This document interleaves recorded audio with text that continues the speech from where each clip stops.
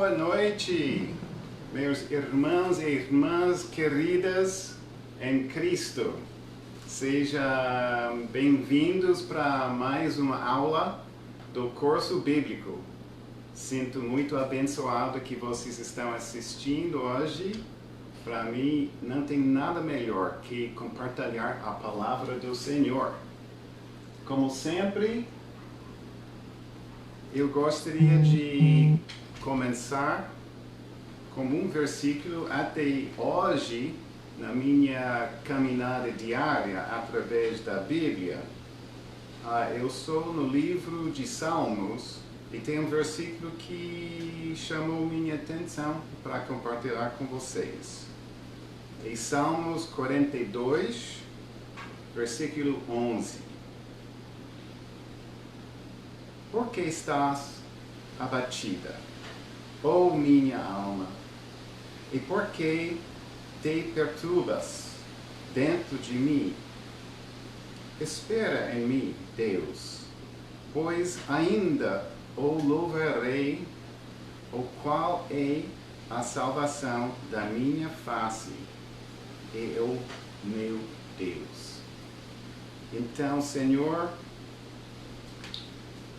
eu peço hoje à noite, Senhor, que todo mundo que está assistindo agora durante esse peste mundial, por favor, Senhor, acalma todos os corações assistindo, abre os corações que precisam ser abertos, porque sabemos que Tua palavra é poderosa demais.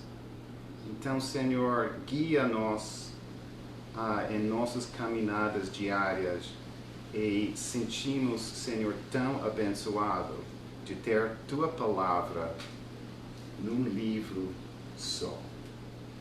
Em nome de Jesus Cristo, amém. Ok. Então, primeiro, a gente vai tratar o assunto da Reforma Protestante, que é um assunto super importante que realmente não, você sabe, não está ensinado muito em escolas públicas, até nós outros tão pouco. Então, acho um assunto super pertinente e eu espero que seja edificante para nós hoje à noite. Antes de fazer isso, eu gostaria de fazer uma revisão rápida, um review pequeno, com material das últimas aulas para a gente saber onde estamos. Primeiro, como começamos a última aula, eu gostaria de ressaltar o objetivo do curso. Estais sempre preparados para responder com mansidão e temor a qualquer que vos pedir a razão da esperança que há em vós. Disse a carta 1 de Pedro. Vinde então e raciocinemos juntos, diz o Senhor, fala Isaías.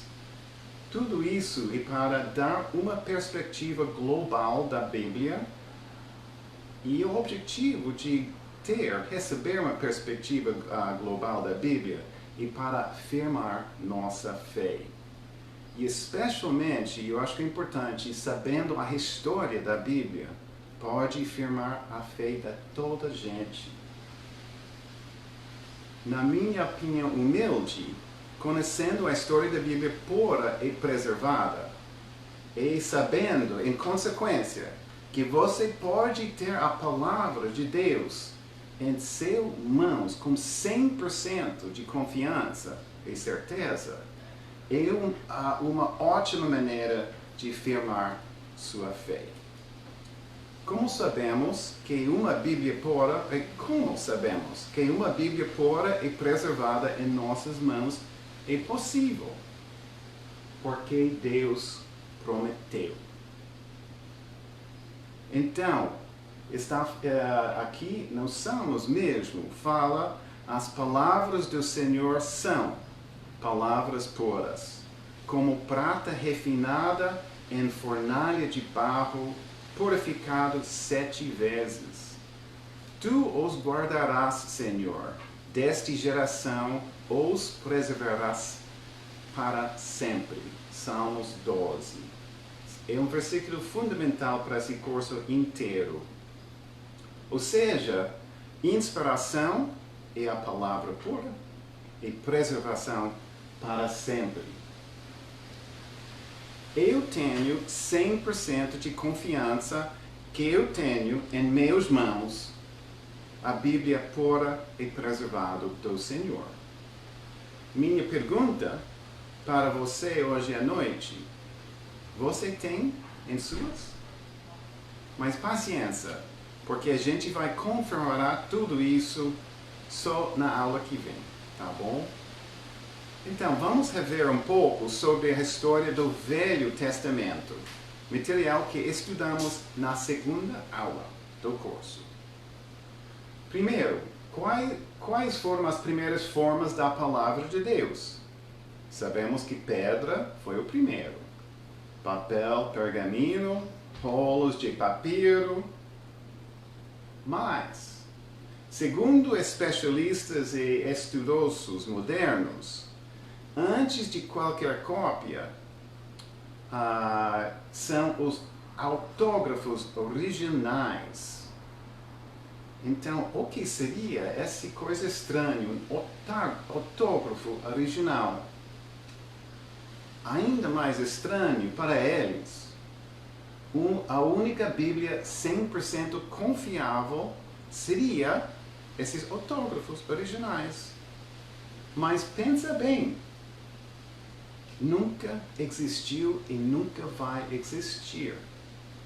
Porque você já ouviu falar da Bíblia numa época que juntou as pedras, os papéis, pergaminhos, os rolos de papiro, as cartas de Paulo, junto numa saco grande que seria o autógrafo original. Nunca existiu. Ok. Então, mas as dúvidas modernas principais são sobre, mas a Bíblia hoje, tem muitas cópias e muitas traduções. Ou seja, uma Bíblia pura, preservada, não tem. Segundo eles. Eu acho que esse é errado. Ok. A Bíblia é soprada por Deus. E como Adão recebeu o seu Espírito, a Bíblia também. Graças a Deus. Toda a Escritura é divinamente inspirada, fala Paulo na segunda carta para Timóteo. Porque a profecia nunca foi produzida por vontade de homem algum, mas os homens santos de Deus falaram inspirados pelo Espírito Santo. Fala a segunda carta de Pedro.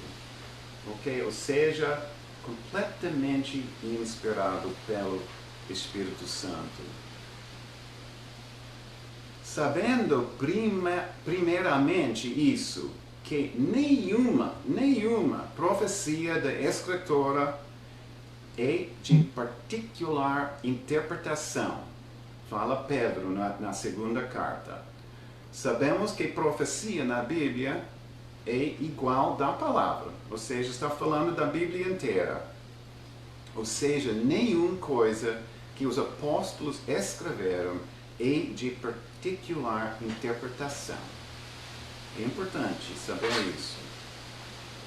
Ok, todo mundo sabe, mas onde, como e quando foi escrito a Bíblia? 66 livros, escrito por mais que 40 homens em 3 continentes, de 1500 antes de Cristo para 96 mais ou menos depois de Cristo.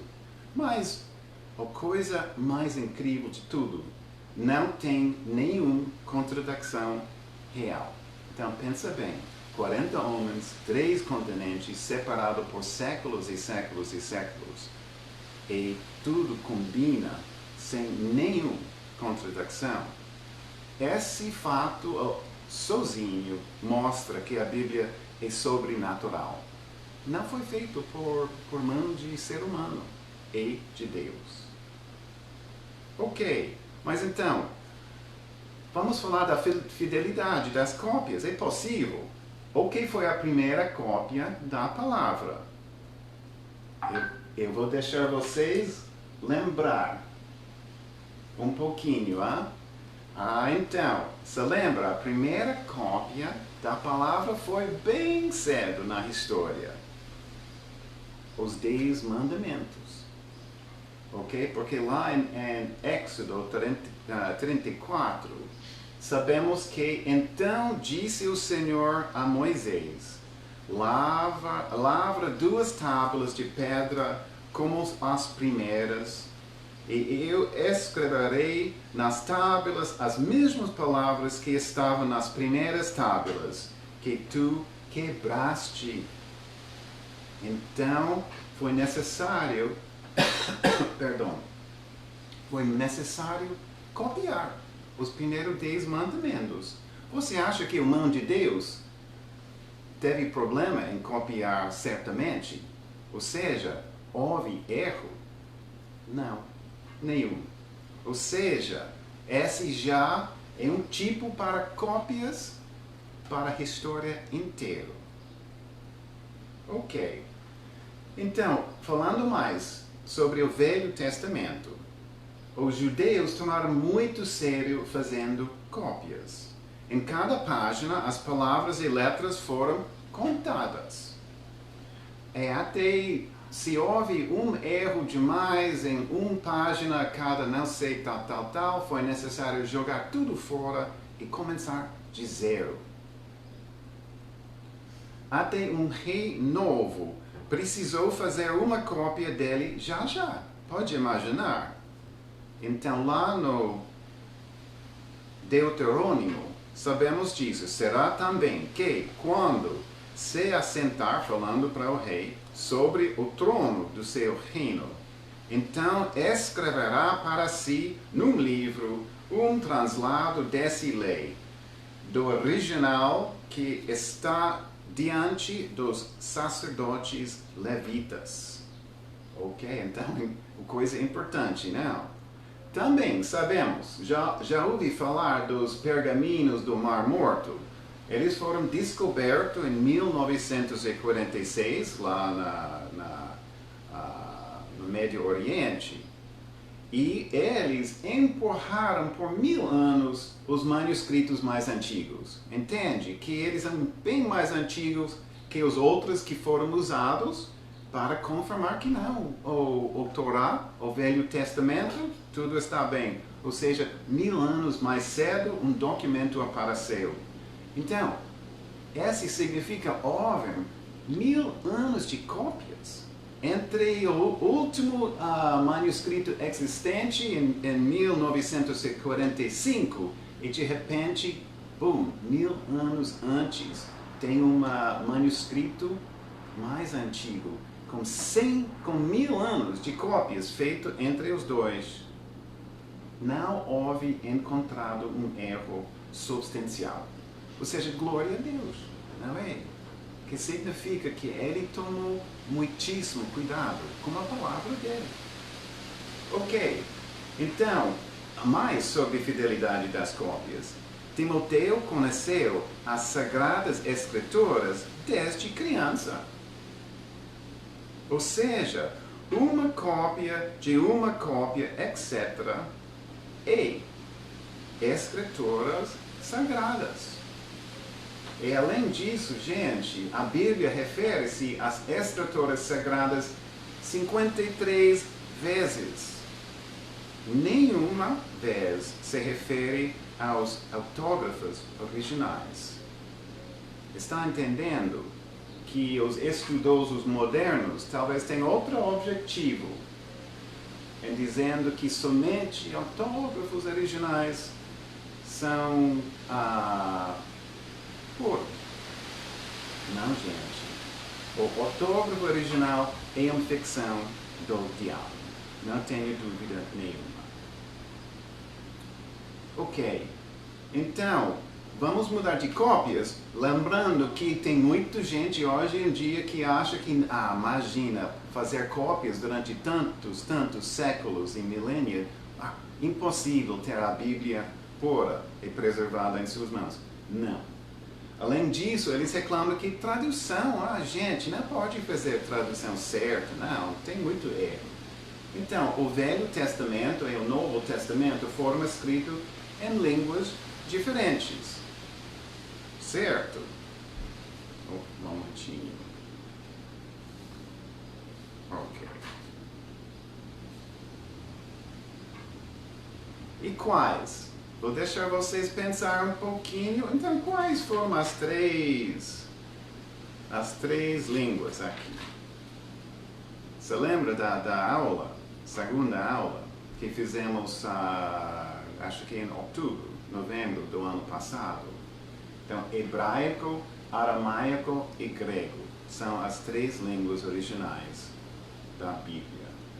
Para juntar em uma Bíblia, tem que traduzir para uma língua só. Então é óbvio, ou seja, sem tradução, não é possível ter uma Bíblia só, certo? Então, isso significa que é fundamental ter uma Bíblia só para referências cruzadas e concordâncias. Ou seja, a gente não precisa e nunca vai precisar aprender hebraico, grego e aramaico para entender a Bíblia. Não, está em uma língua só.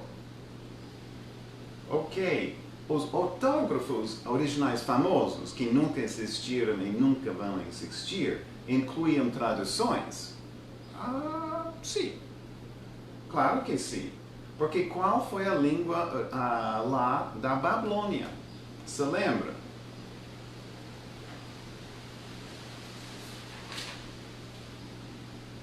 Foi aramaico.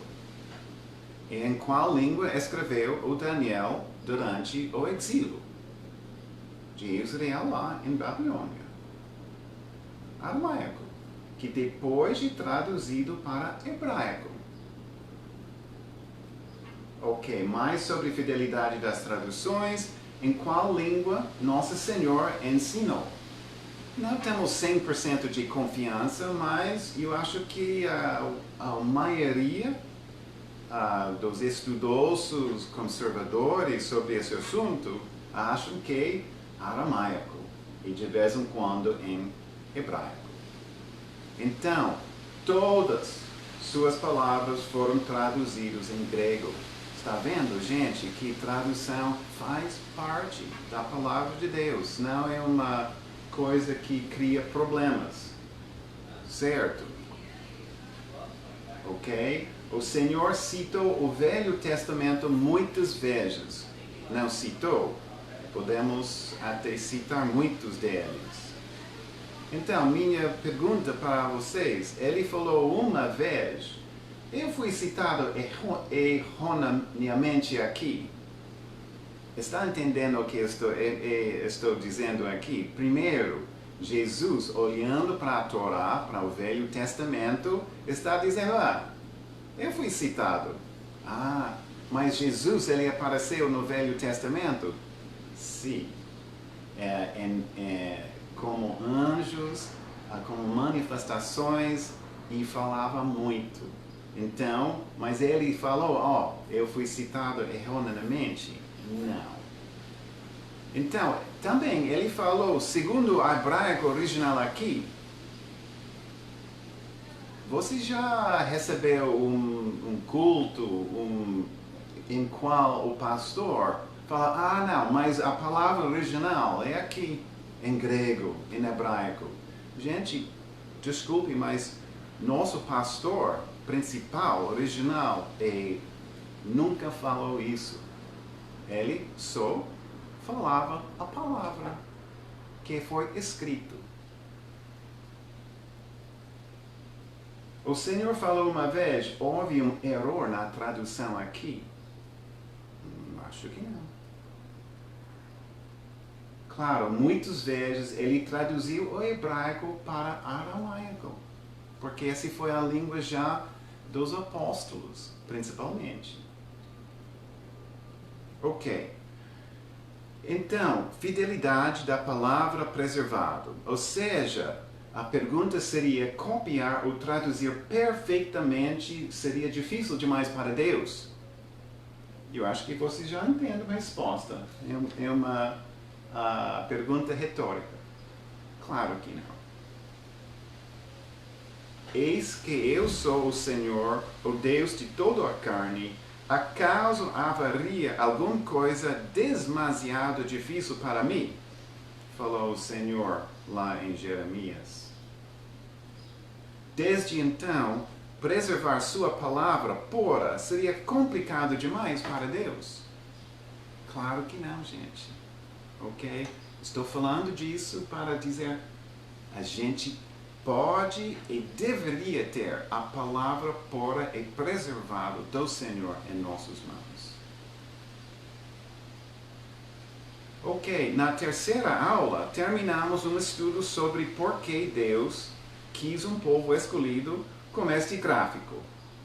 Uma razão, no final, por que Israel então? Para dividir as nações.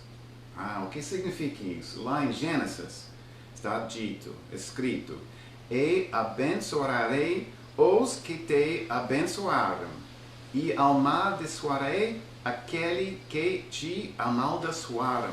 Em Gênesis 12:3. Talvez uma razão grande porque os Estados Unidos foram tão abençoados é esse versículo. E agora, Brasil será. Tem mais uma razão que podem pensar por que Israel, porque Deus quis um povo escolhido. Então, se lembra, talvez da aula, porque ele precisava de um povo para um trabalho super importante, para escrever, guardar e espalhar a Bíblia.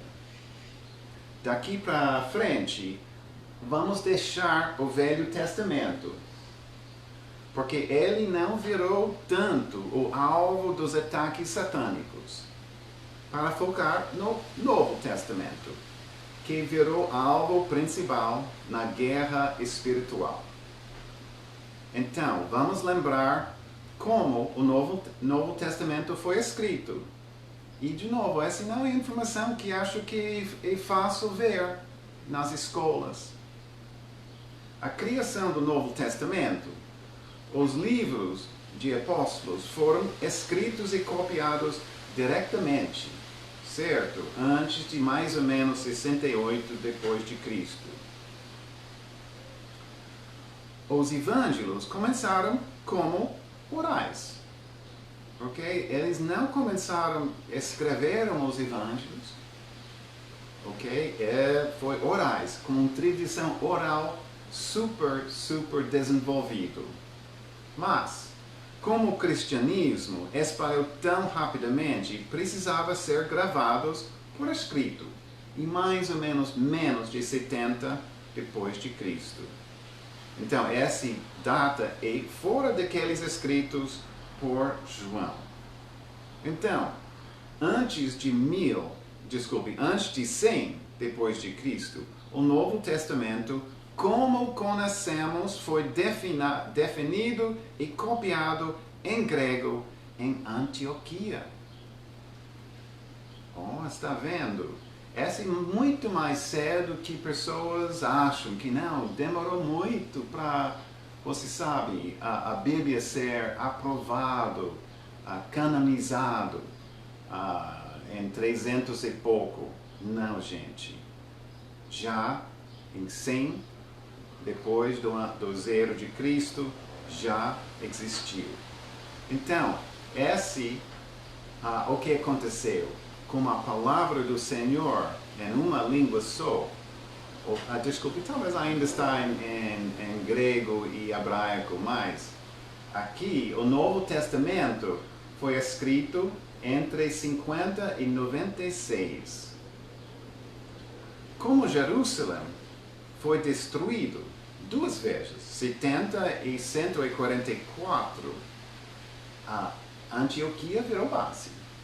Essa é uma imagem da destruição pelos romanos de Jerusalém.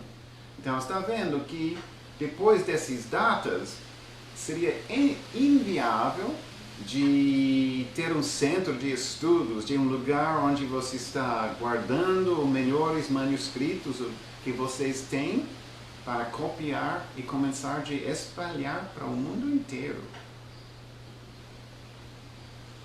Os 27 livros do Novo Testamento foram finalizados, então, antes de 100, depois de Cristo. Então, essas realmente as notícias ótimas, que peregrinos dos Alpes, chamados os Vaudois, levaram de Antioquia o Novo Testamento em grego para casa em 120, ou seja, já peregrinos chegaram lá ouvindo que tem uma coisa incrível lá na Antioquia, a palavra do Senhor. Chegaram lá, levaram cópias para casa e o que eles fizeram? Traduziram para latim a Bíblia inteira, o chamado Vulgata Latina até 157 DC. Ok? Ou seja, que coisa incrível. Agora, a Bíblia está em uma língua só, graças a Deus, pelos peregrinos lá nos Alpes, os Vaudois. Ou seja, o momento que a Bíblia foi traduzida para uma língua só, latim, virou um incêndio espiritual. E a Vulgata Latina se espalhou para toda a Europa até 200 DC, incluindo até Inglaterra. Ok? Ou seja, que ótimo notícia incrível. Ou seja, a palavra do Senhor é poderosa demais e o resultado de ser espalhado para a Europa inteira mudou a história de todo ser humano. Então, vamos pular um pouquinho mais frente. Eu só gostaria de repetir gráfico. Quais foram as línguas de alta importância para espalhar a palavra para o mundo inteiro? Talvez vocês lembram da segunda aula, mas eu coloquei no primeiro lugar hebraico, e realmente para o mundo espiritual, porque hebraico não foi falado muito fora de Israel. Grego, claro, ou seja, depois das conquistas de Alexandre o Grande, grego foi usado pelo Deus, porque todo o Novo Testamento foi escrito, traduzido de aramaico, de aramaico para o grego. Mas depois de grego, acabamos de ver que latim, como o avanço do Império Romano, o latim virou a língua principal, ou seja, grego foi a língua de comércio dentro do Império Romano, mas já estava em declínio, decadência, e latim surgiu e começou a ser a língua principal. E o Deus, então, como acabamos de ver, ele criou a língua como objetivo que o Vaudois traduziria toda a Bíblia para latim, para um objetivo dele. Mas, eventualmente, o que seria a última língua escolhida de Deus? Eu acho que o inglês. Ou seja, das potências globais, Inglaterra primeiro e depois os Estados Unidos. E por quê? Porque essa língua, a Bíblia em inglês, lançou o maior movimento missionário na história do mundo, incluindo os primeiros missionários em Brasil, os metodistas e as presbiterianas, no fim do século XIX. Ou seja, com o incêndio espiritual citado no gráfico em cima, o diabo precisava um contra-ataque grande, que foi tratado em detalhes na última aula, número 4. E qual foi a estratégia dele? Corromper a igreja primeira e depois a palavra. porque a palavra espalhando para a Europa inteira estava criando muitos problemas para o diabo, porque criou um incêndio espiritual. Então, sobre a palavra, tem, que acabamos de estudamos a última aula, a Bíblia criada tem dois nascentes. E primeiro, a Bíblia criada em Antioquia, que é o nascente puro. E uma outra, uma Bíblia criada e promovida em Alexandria, no Egito. E ele é o nascente sujo. Essa é uma imagem da biblioteca famosa de Alexandria, que foi queimado antes dessa época. Mas então Alexandria, como olhamos na última aula, foi um centro de filosofia, uma coisa não positiva. Ok. E mostramos, então, falando de o nascente sujo, mostramos uma parte importantíssima da palavra que foi corrompida na última aula. E qual foi? A oração de Pai Nosso. Então, a oração aqui em Lucas está inteira, mas eu coloco entre esses colchetes as partes que estão faltando em quase todas as Bíblias modernas. Quando orardes, disse: Pai nosso que estás no céu, santificado seja o teu nome, venha o teu reino, seja feita a tua vontade, assim na terra como no céu. Dá-nos cada dia nosso pão cotidiano e perdoar-nos aos nossos pecados, pois também nós perdoamos a qualquer que nos deve, e não nos conduzas à tentação, mas livre-nos do mal. Então, o que eu coloquei em colchetes e também com uma corzinha um pouco diferente, são as partes que foram tiradas. Então, estudamos essa em detalhe, mas primeiro, tirando o nosso, em vez de Pai Nosso e Sou Pai, esse já tem muitos satanistas e outras que usam a palavra Pai. Ou seja, tirando o nosso, já é uma direção muito errada. Além disso, as palavras céu, no céu, nos céus, está tirado. Então, virou essa oração uma oração, mas aqui na terra. E quem é o Deus deste mundo? É outro, não é? E além disso, dá para ver, tirando a última frase, mas livra-nos do mal, tirou a graça salvador desta oração. Então, essa não é mais a oração Pai Nosso, está uma oração mutilada. E só para ficar claro, tirado entre parênteses ou colchetes e notas de rodapé, depende da versão moderna da Bíblia. Todos jogam dúvida em cima dessas palavras, qualquer um.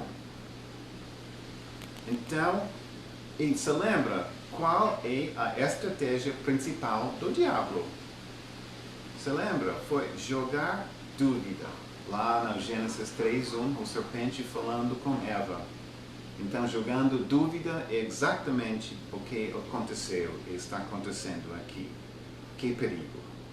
Para o resto do curso, uma pergunta básica.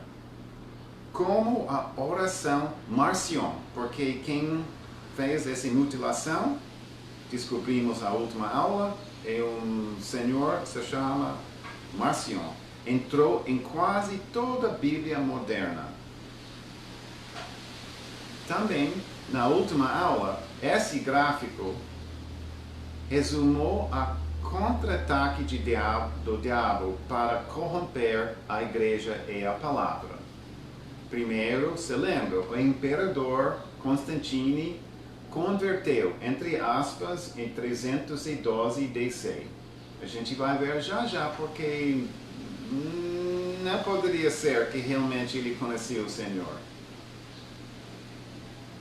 Ele criou a Igreja Católica e vira bispo dos bispos.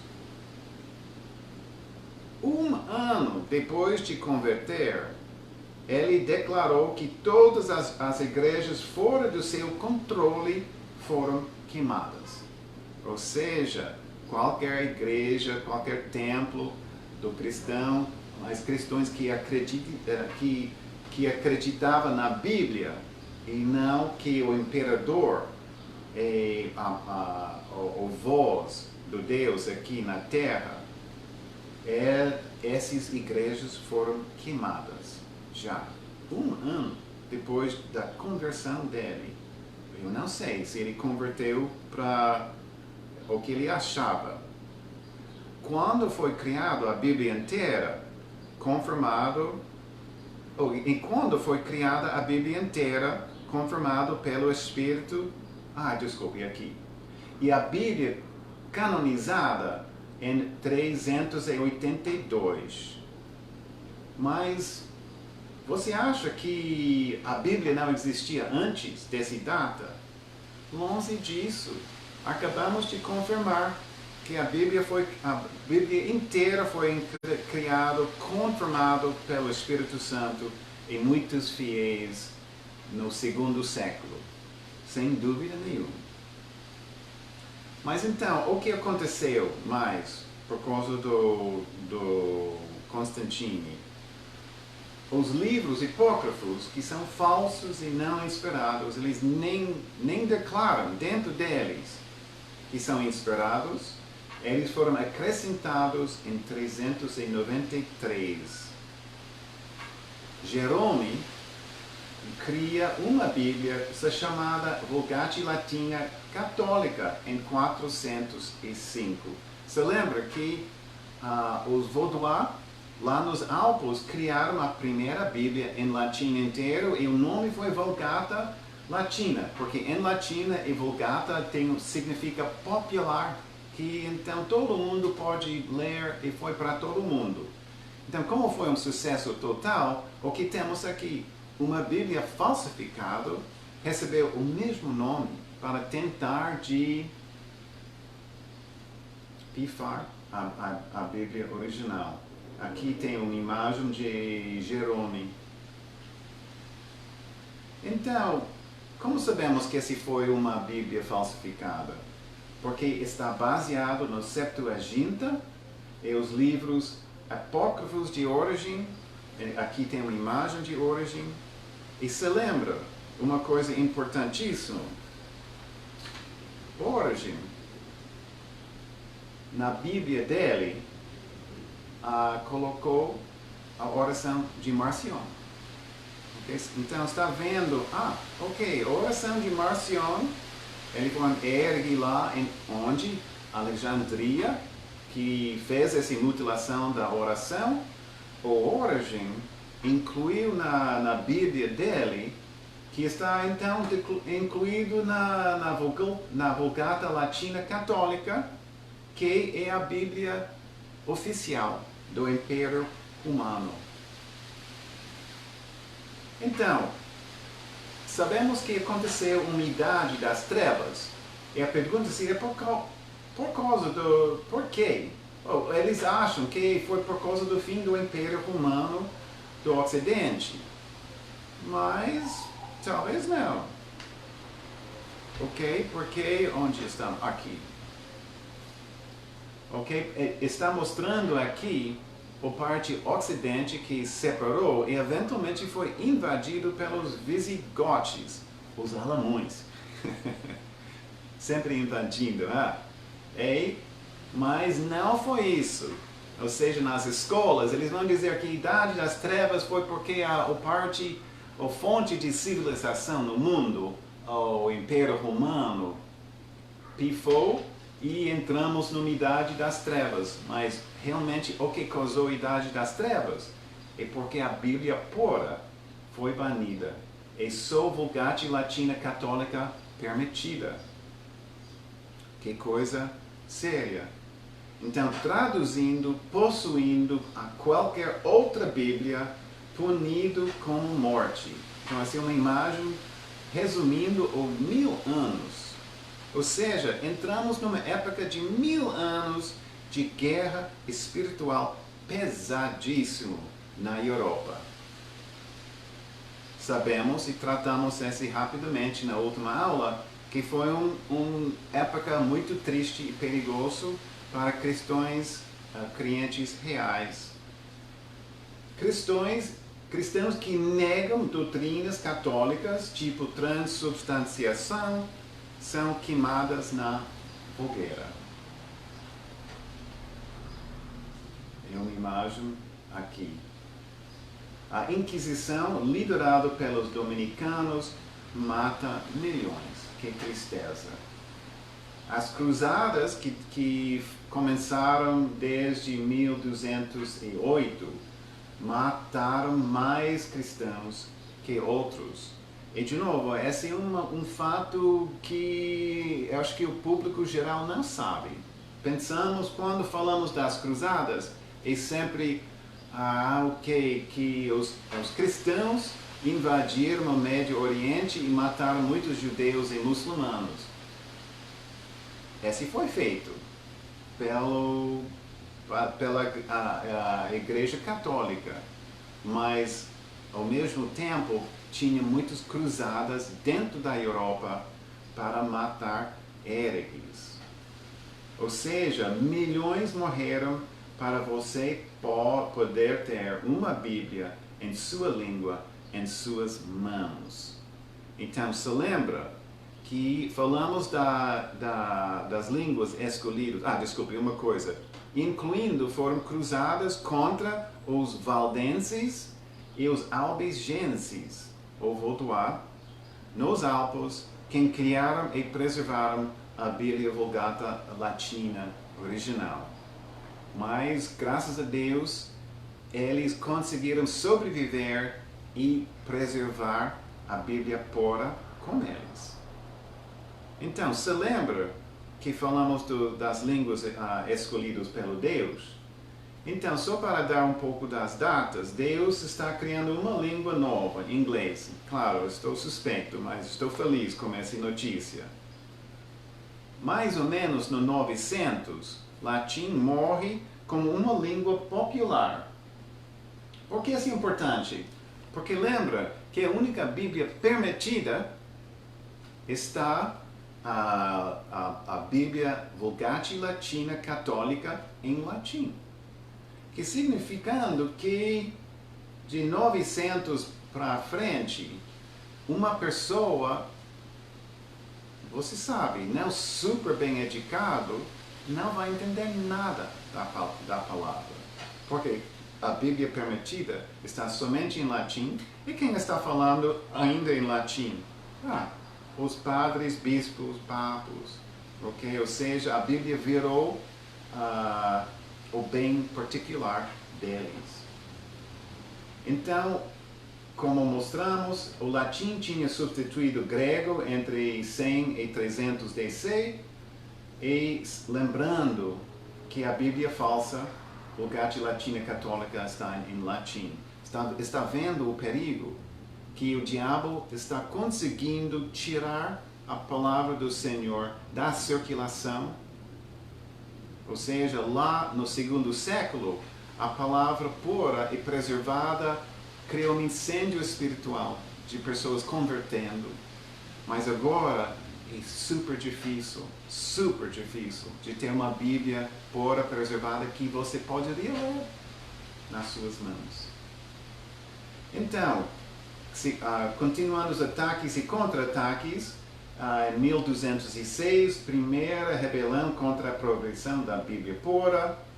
Então, logo depois, as primeiras cruzadas contra cristãos hereges. No lado à esquerda está uma imagem dos albigenses sendo atacados. No lado direito é uma imagem dos valdenses sendo atacados e matados.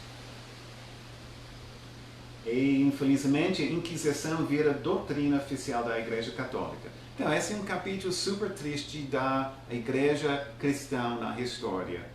Sabendo que quando você cria uma religião estatal, sempre dá errado. certo? Só vai dar certo quando Jesus volta para a Terra. Somente que uma religião estatal vai dar certo. Ok. Vamos então para o assunto de hoje e as extremamente boas notícias da Reforma Protestante. Ok, então ele não teria tido acontecido sem a Bíblia preservada. Então, mostramos que o Vaudois, ou itálico, ou seja, a Bíblia tinha o nome Bíblia Vaudois ou Bíblia Itálico, tinha também uma tradição, uma Bíblia se chamava Peshitta, que foi feito em aramaico inteiro, e eles foram preservados pelos fiéis. Então, e até foram usados durante a Reforma Protestante para confirmar quais são os manuscritos certos. Porque lembrando que já tinha muitos manuscritos falsificados circulando lá na Europa. Como contista, segundo coisa importantíssima do tripé, porque a reforma protestante aconteceu, como a conquista de Constantinopla, que é Istambul de hoje, lá no Turquia, pelos turcos, em 1453, muitos professores de grego fogem para a Europa. Aqui é uma imagem da Constantinopla, que foi invadido pelos muçulmanos e foi destruído. Então, no lado positivo, muitos professores de grego fugiram e chegaram nas universidades lá da Europa, onde não tinha pessoas com habilidade de falar, nem estudar, nem ensinar grego. Então, Deus foi trabalhando já. Então, mas antes disso, chegou a chamada estrela da manhã da Reforma Protestante. As pessoas acham que é Luther Martin, mas não foi. Ele foi um senhor com o nome de John Wycliffe, da Inglaterra, que traduziu a Vulgate Latina ou a Bíblia em itálico para inglês. Glória a Deus! Então, essa foi a primeira Bíblia completa em inglês e ele fez com risco de perder a vida dele. Então, esse foi feito mais ou menos um século antes de chegar Luther lá na cena. Ok, lembrando que cada Bíblia pura ou impura levou 10 meses para copiar, porque são manuscritos e tem que copiar à mão. Então, levou 10 meses e quase custou a renda anual. E até teve pessoas que pagaram para somente alugar páginas do manuscrito da Bíblia. Foi tão querida para os fiéis. Pode imaginar? Mas então, que significava que quando uma Bíblia pura e preservada, ou seja, o Italo, Peshitta, do Vaudois, foi descoberto pelo Império Romano e depois pela Igreja Católica, essa Bíblia foi queimada, junto com o dono, que significava um ano de renda e quase um ano de trabalho perdido. Ou seja, foi muito difícil espalhar a Bíblia pura e preservada assim, não. Mas o Deus teve outros planos. O terceiro parte do tripé importante, que abriu a possibilidade da Reforma Protestante, foi a impressora Gutenberg, lá na Alemanha, que desde 1440 baixa custo de produção por Bíblia. Ok, graças a Deus mesmo, porque em vez de uma Bíblia por 10 meses, foi possível produzir com essa impressora antiga, mas foi a primeira, né? 200 por ano. Então, que você pode criar 200 em vez de um e espalhar é muito mais difícil para achar e queimar 200 Bíblias que um, não é? Ok, continuando na Reforma Protestante, o Erasmus de Holanda é um dos homens mais inteligentes da história. Coisa interessante, gente,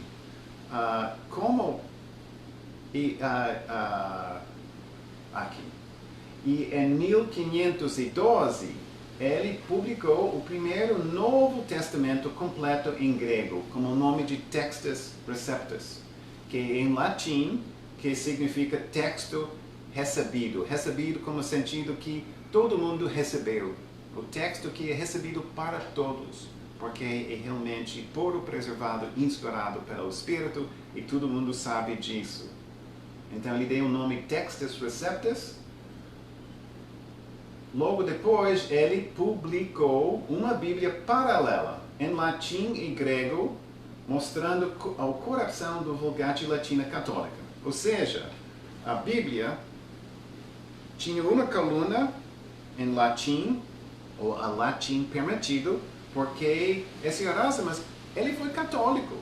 Ele não quis derrubar a igreja, nem um papa católico. Ele quis trabalhar com a Bíblia e fazer o bem. Então ele fez uma Bíblia paralela com latim, da Bíblia falsificada, um lado, e o grego original, o lado dele. Porque ele achava suficiente manuscritos em grego. E agora que grego foi ensinado e estudado em universidades da Europa, ele conseguiu fazer isso. E juntar suficientes manuscritos para criar esse texto em grego com o nome Textus Receptus. O que ele descobriu? Ele não estava buscando esse descobrimento.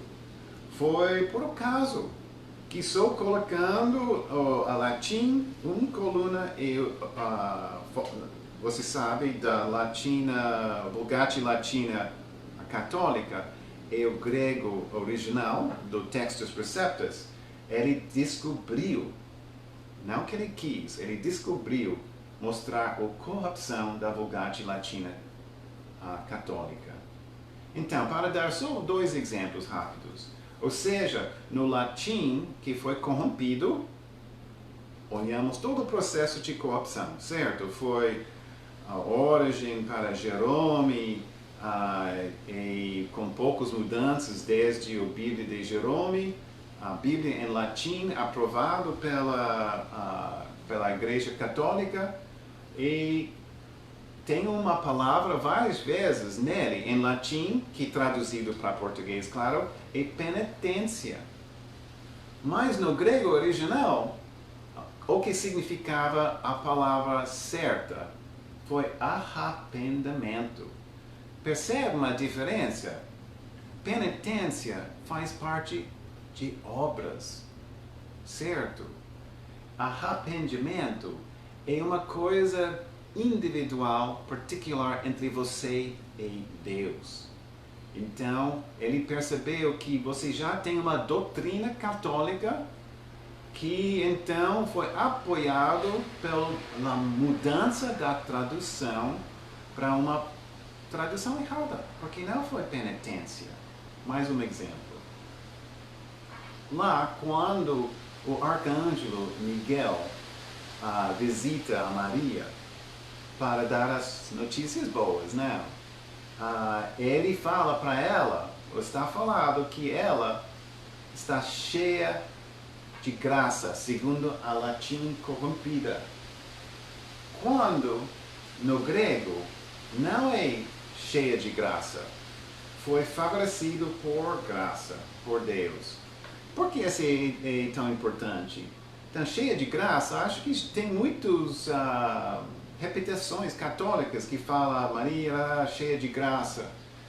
Cheia de graça significa que tem um tesouro de graça de Maria. Esse faz parte da doutrina católica, que tem um tesouro, e se você faz mais obras, tantos missas, você faz tal, você recebe em parcelamento a salvação através da tesouro de graça. Então essa mudança do versículo está apoiando esta corrupção. Ok.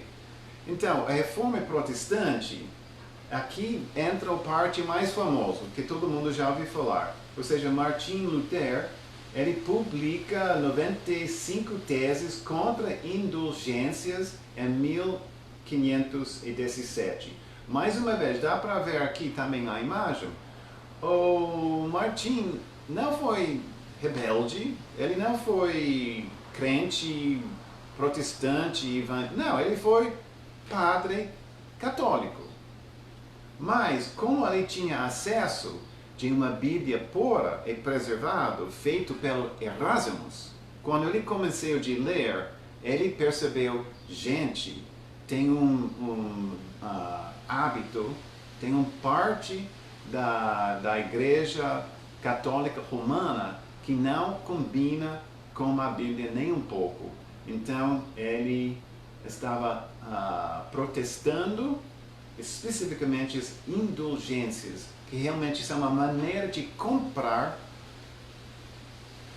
a salvação da gente. A Bíblia Lutero, então, é o primeiro Novo Testamento traduzido diretamente do grego. Ou seja, esse é famoso porque é a primeira Bíblia, o Novo Testamento, traduzido diretamente da língua original. Lembrando que a Bíblia de Wycliffe, um século antes, foi traduzido da latim, do Vaudois e da Peshitta, ou seja, não foi diretamente da língua original. Então, o que aconteceu? Não muitos anos depois, o William Tyndale, um outro inglês, publica o primeiro Novo Testamento em inglês traduzido do grego. Ou seja, já seguindo os passos de Martin, o William Tyndale, ele consegue de pegar o Textus Preceptus de Erasmus, que está sendo também atualizado pelo Erasmus durante esses anos. Ele então consegue fazer a primeira Bíblia em inglês traduzida diretamente do original. E o que aconteceu? Ele foi queimado na fogueira. Não muitos anos depois, a Bíblia King James foi publicado em 1611 e vira o livro mais vendido do mundo, mais de 5 bilhões. Essas são muito boas notícias, gente. Vou explicar por quê. Então, a Bíblia King James, o mais vendido livro da história, não somente Bíblia mais vendido, mas livro mais vendido da história. Achamos que bem mais de 5 bilhões de exemplares vendidos ou doados. Como foi feito? Porque o resultado é tão incrível que temos uma Bíblia que não para de ser vendido, doado e espalhado para o mundo inteiro. Por que ele é tão preciosa? Ele foi traduzido ou feito por 50 ou mais grandes professores e teólogos que trabalham mais de 7 anos. Cada palavra, não está falando de cada versículo, nem parágrafo, nem capítulo. Cada palavra foi verificado 14 vezes por 47 pessoas ou grupos de pessoas. Não foi somente 47 pessoas, mas entre pessoas e grupo de pessoas. Então foi um processo incrivelmente trabalhoso, meticuloso, e não entrou, com esse tipo de processo, não entrou nenhuma interpretação particular. Ok? Porque foi necessário de tantas pessoas, professores, estudiosos, fiéis mesmos, concordar que não, essa está a palavra certa para a tradução. pode imaginar, tem uma outra Bíblia na história do ser humano que passou por um processo assim? Não tem. Longe. Longe, longe. Não tem outra que compara. Além disso, esse foi um processo aberto. Os comentários de fora. Essa é uma coisa super moderna. Só hoje que você sabe, você deixa para a Wikipedia, você deixa para o mundo inteiro comentar, acrescentar, fazer coisas assim. Esse é completamente contrário dos hábitos do ser humano. Normalmente, até ainda acontece que é sempre um processo fechado. As pessoas não querem que as pessoas de fora molestem o trabalho deles. Não, eles abriram todos para receber qualquer comentário. Eles não tinham medo, gente, de comentários de fora. Pode imaginar? Então, essa tradução, que faz parte do King James, o Textus Receptus, em grego, de Erasmus, o que se chama o texto masorético, em hebraico. Não vou entrar nos detalhes porque o masorético é o melhor em hebraico, mas pode confiar, ele é. Também, como foi feito? Foi feito usando equivalência verbal, que significa cada palavra a cada palavra.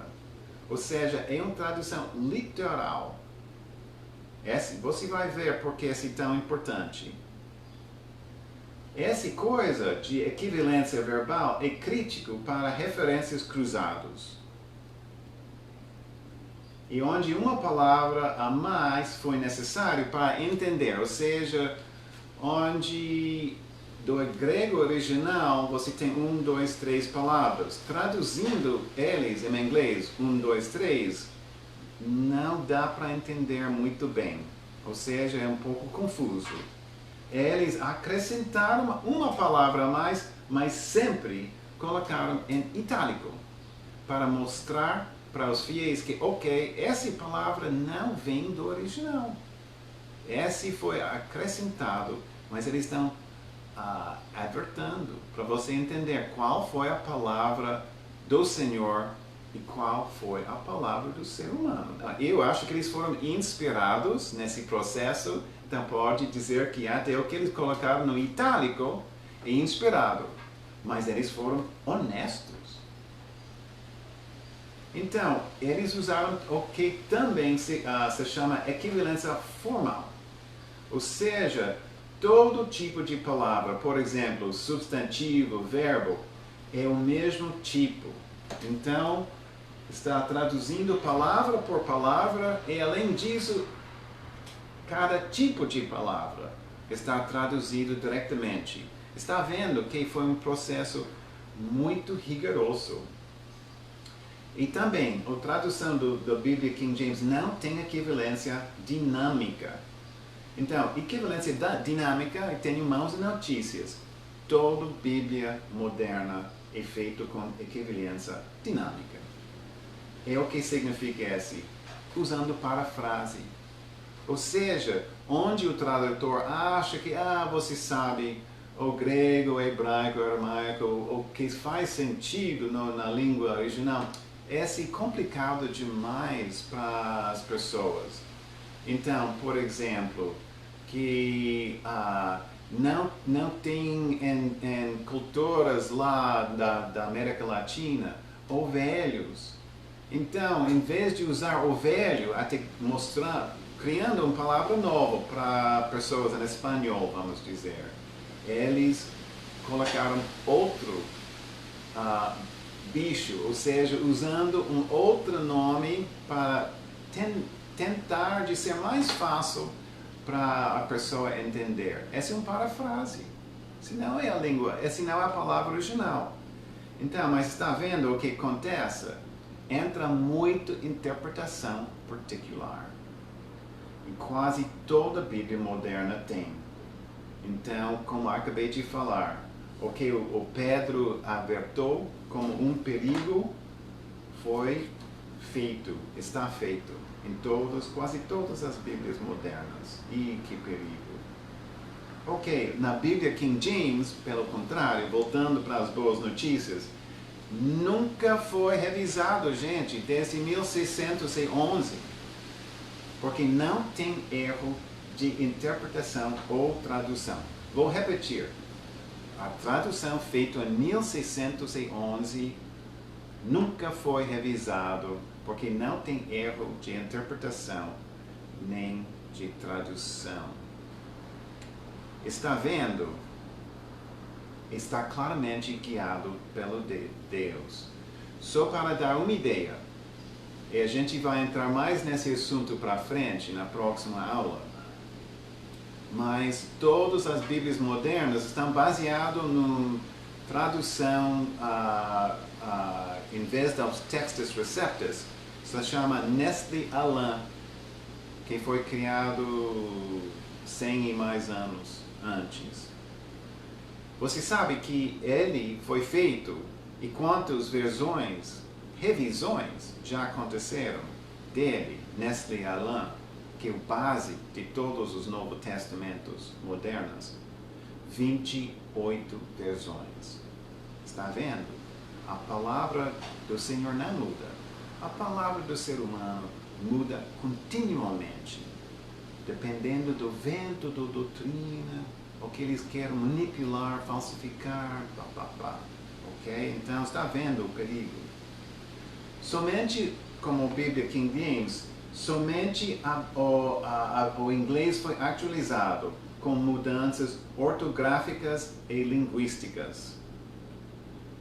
Como o idioma inglês em seu apogeu, ou seja, o inglês de 1600 foi o inglês do Shakespeare, um dos grandes escritores mais famosos da história do inglês. E só para acrescentar uma coisa, desde então, o inglês está em declínio continual. Como ele virou idioma global, o idioma da tecnologia, agora está abreviado, está cada vez menos rico, mais simples e então menos, como se chama, abundante. Mas sem palavras complicadas ou polissilábicas. Ou seja, estou dizendo que uma Bíblia originalmente escrita em 1611, tem muitas pessoas que acham que não, esse é inglês complicado demais, não posso entender. Longe disso. Realmente, ele foi escrito com somente 8.000 palavras, mas e não muitos compridos, ou seja, não palavras complicadas, nem com muito polissílias. Ele foi escrito com palavras mais simples, curtas. E o nível do inglês dele, da Bíblia King James, é de 10 anos. E até já foram estudos sobre, por exemplo, o inglês que já está na Bíblia moderna mais famosa, que seria o NVI. O nível do NVI é 12 anos, ou seja, realmente a Bíblia King James antiga, com inglês um pouco antiga e mais fácil de entender que uma Bíblia moderna. Ele tem um texto poético e sonoro, fácil de memorizar. E já tem prova, gente. Mais de 400 anos salvando almas. Então, esse para mim já mostra que ele foi escolhido pelo Deus e não precisa mexer. Vamos rapidamente, porque já estamos chegando no fim. Eu gostaria de colocar um pouquinho sobre as Bíblias latino-americanas. E a gente vai entrar em mais detalhe na próxima aula. A Bíblia Reina Valera, em 1602, foi a primeira em espanhol traduzida do Textus Receptus. Ok? Não logo depois, mas um português incrível. Se me lembro, ele morava em Goa, lá na Índia, na colônia portuguesa lá na Índia. Então, Ferreira de Almeida, um pastor português, em 1681, publica o primeiro Novo Testamento em português traduzido do Textus Receptus. Glória a Deus.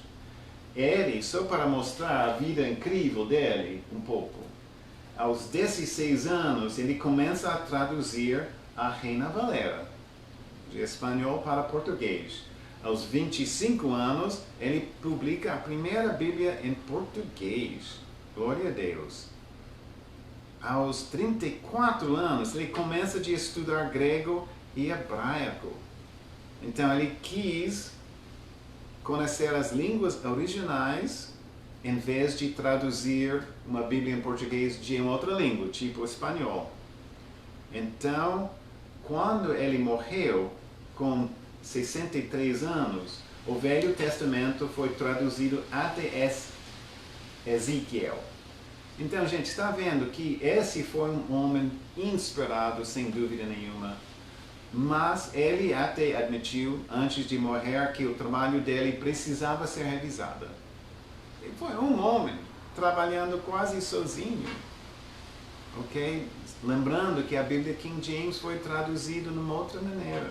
Não estou dizendo que a versão Almeida é ruim, longe disso, mas só para mostrar o trabalho enorme que Ferreira de Almeida fez. Então, a tradução de João Ferreira Almeida foi publicada em 1743, 1590, é a primeira Bíblia católica em português. Então, está vendo que só com a Bíblia portuguesa de Almeida, que foi necessário para a Igreja Católica traduzir, porque ele estava trabalhando somente com a Bíblia em latim e podendo controlar bem a palavra do Senhor, porque foi em latim e somente os padres bem educados e todos conheceram. Mas com essa concorrência, vamos dizer, foi necessário criar a primeira Bíblia católica em português. Então, infelizmente, baseado na Vulgata Latina corrompida. Então, gente, já chegamos no fim dessa aula. Se tem algumas perguntas, pode enviar. Eu tenho aqui, vou ver se tem uma pergunta aqui.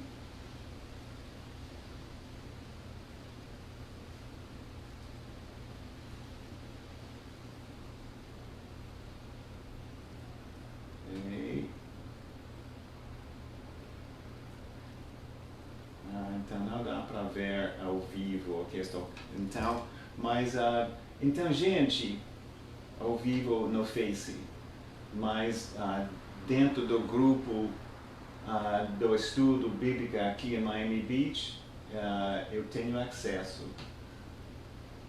Ok, mas então, esse já é o último gráfico hoje à noite, e na próxima aula, se Deus quiser, a gente vai estudar um assunto um pouco triste, mas